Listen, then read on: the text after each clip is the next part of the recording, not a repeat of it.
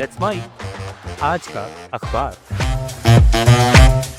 नमस्कार, let's mic में आपका स्वागत है। आज का अखबार के साथ मैं राखी जैन। द गार्जियन में प्रकाशित संपादकीय वेनेजुएला का भूकंप, सरकारी क्षमता और ट्रंप के वादों की परीक्षा।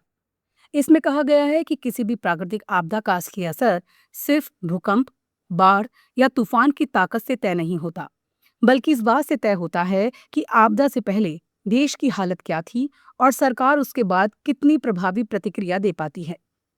लेख बताता है कि वेनेजुएला में आए विनाशकारी भूकंप ने हजारों लोगों की जान ले ली, लाखों लोगों को प्रभावित किया और अरबों डॉलर का नुकसान पहुंचाया है। लेकिन इस त्रासदी ने एक और बड़ी सच्चाई उजागर कर दी है। देश का प्रशासनिक ढांचा और सरकारी क्षमता कितनी कमजोर हो चुकी है। संपादकीय का तर्क है कि राष्ट्रपति डेल्सी रोड्रिगेज की सरकार राहत और बचाव कार्यों में बेहद धीमी और कमजोर दिखाई दी है। कई इलाकों में लोगों को खुद अपने हाथों से मलबा हटाकर अपनों को खोजने की कोशिश करनी पड़ी। दूसरी तरफ स्वयंसेवी समूह और स्थानीय समुदाय ज्यादा सक्रिय दिखे। लेख कहता है कि वर्षों से सरकार ने जनता की सुरक्षा और आपदा प्रबंधन की बजाय सुरक्षा बलों और सैन्य तंत्र पर ज्यादा पैसा खर्च किया। नतीजा ये हुआ कि जब लोगों को मदद की जरूरत पड़ी तो राज्य की मशीनरी पर्याप्त रूप से मौजूद नहीं दिखी। इसलिए ये भूकंप सिर्फ प्राकृतिक आपदा नहीं, बल्कि सरकार की प्राथमिकताओं की भी परीक्षा बन गया है। लेख वेनेजुएला की मौजूदा आर्थिक और राजनीतिक हालात का संदर्भ भी देता है। उसके मुताबिक वर्षों की आर्थिक बदइंतजामी, भ्रष्टाचार, अमेरिकी प्रतिबंधों और राजनीतिक संकट ने देश को पहले ही कमजोर कर दिया था। बड़ी आबादी गरीबी में जी रही है, स्वास्थ्य व्यवस्था संकट में है और महंगाई दुनिया में सबसे ज्यादा स्तरों में बनी हुई है। ऐसे में भूकंप ने पहले से कमजोर व्यवस्था पर और बड़ा बोझ डाल दिया है। संपादकीय का कहना है कि आपदाएं अक्सर ये दिखा देती हैं कि सरकारें जनता के पैसे का इस्तेमाल वास्तव में किस काम के लिए कर रही थीं। संपादकीय अमेरिका और राष्ट्रपति डोनाल्ड ट्रंप की भूमिका पर भी सवाल उठाता है। लेख याद दिलाता है कि निकोलस मादुरो को हटाने के बाद ट्रंप प्रशासन ने दावा किया था कि वेनेजुएला में समृद्धि और स्थिरता का नया दौर आएगा। लेकिन अब जब देश एक बड़े मानवीय संकट से गुजर रहा है, तो ये देखना होगा कि अमेरिका केवल राजनीतिक बयान देता है या वास्तव में दीर्घकालिक मदद भी करता है। लेख मानता है कि अमेरिका ने राहत सहायता और बचाव दल भेजे हैं, लेकिन असली परीक्षा ये होगी कि क्या वो वेनेजुएला के पुनर्निर्माण और लंबे समय के पुनर्वास में भी गंभीर भूमिका निभाता है। कुल मिलाकर द गार्जियन का यह संपादकीय कहना चाहता है कि वेनेजुएला का भूकंप केवल भूगर्भीय हादसा नहीं है, इसने देश की वर्षों पुरानी राजनीतिक, आर्थिक और प्रशासनिक कमजोरियों को सबके सामने ला दिया है। साथ ही ये डेल्सी रोड्रिगेज सरकार और अमेरिका दोनों के लिए एक कसौटी बन गया है। आने वाले महीनों में ये तय होगा कि ये त्रासदी वेनेजुएला को और गहरे संकट में धकेलेगी या फिर सुधार और पुनर्निर्माण का अवसर बनेगी। द न्यूयॉर्क टाइम्स में प्रकाशित लेख life is better with siblings, इसमें लेखक एक दिलचस्प लेकिन गंभीर सवाल उठाता है। वो कहता है कि आधुनिक समाज में परिवार छोटे होते जा रहे हैं। एक बच्चे वाले परिवारों की संख्या बढ़ रही है और माता पिता ये मानकर चल रहे हैं कि कम बच्चे होंगे तो हर बच्चे पर ज्यादा ध्यान, समय और संसाधन खर्च किए जा सकेंगे। लेकिन लेखक के मुताबिक इस सोच में एक बड़ी कमी है। बच्चों के व्यक्तित्व, संवेदनशीलता और सामाजिक व्यवहार को गढ़ने में सिर्फ माता पिता ही नहीं, बल्कि भाई बहनों की भी बहुत बड़ी भूमिका होती है, जिसे हम अक्सर नजरअंदाज कर देते हैं। लेखक अपने शोध और बड़े परिवारों की माताओं से हुई बातचीत का हवाला देते हुए बताता है कि जिन घरों में कई बच्चे होते हैं, वहां बच्चे स्वाभाविक रूप से साझा करना, धैर्य रखना, झगड़ों को सुलझाना, जिम्मेदारी उठाना और दूसरों की परवाह करना सीखते हैं। बड़े भाई बहन छोटे बच्चों की देखभाल करते हैं, उनके साथ समय बिताते हैं और इस प्रक्रिया में उनमें नेतृत्व, सहानुभूति और त्याग जैसे गुण विकसित होते हैं।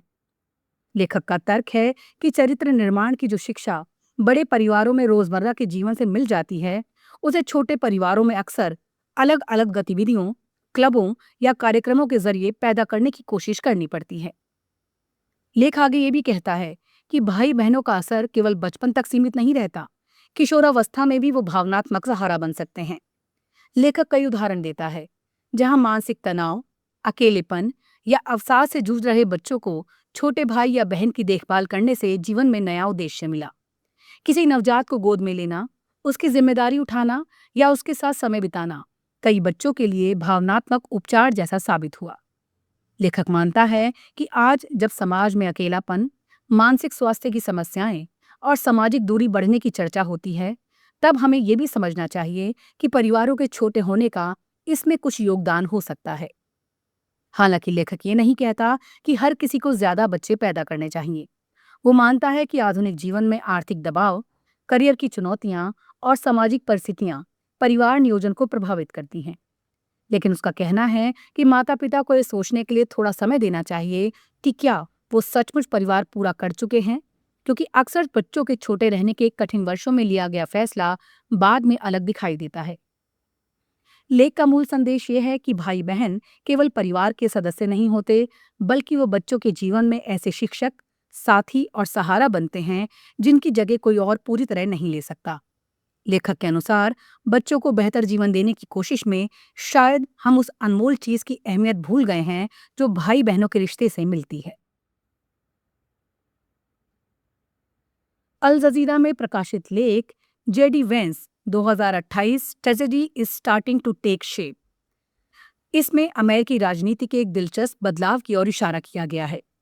लेख का तर्क है कि उपराष्ट्रपति जेडी वेंस धीरे धीरे खुद को रिपब्लिकन पार्टी के भीतर एक अलग पहचान देने की कोशिश कर रहे हैं, खासकर इजराइल और पश्चिम एशिया नीति के सवाल पर।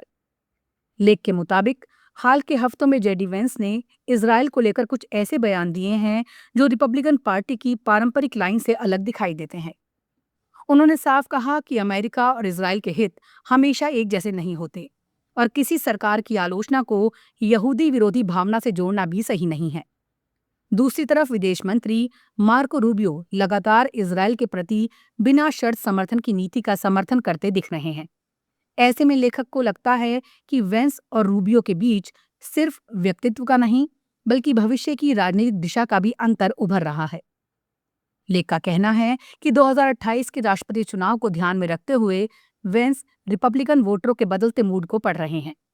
अमेरिका में खासकर युवा मतदाताओं के बीच इजराइल को लेकर पहले जैसा समर्थन नहीं रहा है।